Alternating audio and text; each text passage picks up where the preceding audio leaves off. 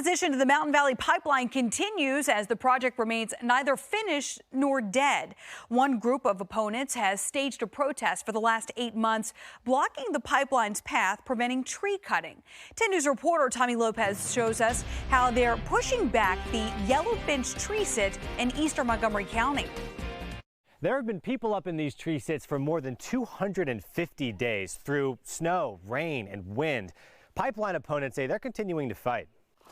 They led us into their demonstration area just off Route 460 to see the tree sitters and supporters, including Crystal Mello, a local grandmother who cleans houses. I can't picture that coming through here. She just spent 48 hours high up in the trees. Her biggest worry is that a pipeline would cause an explosion here. This is definitely not a Democratic thing. This is definitely not a Republican thing. This should be the most bipartisan thing ever.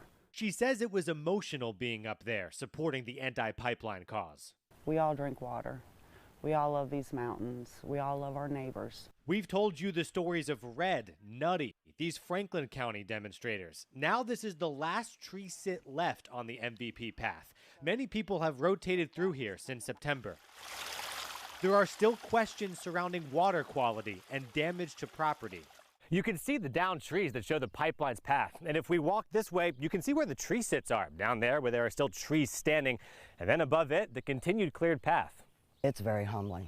People who live close to the path, like Penny Artis, remain concerned. The trees that are still standing are being held the best we can to keep them from coming in. The company says the MVP is more than 80% complete and is still on track to be done by the end of the year. A spokesperson adds, quote, "We respect the opinions of those who are opposed to the MVP project and, more importantly, we want to ensure everyone's safety throughout the various phases of the construction process." In Montgomery County, I'm Tommy Lopez, 10 News, working for you.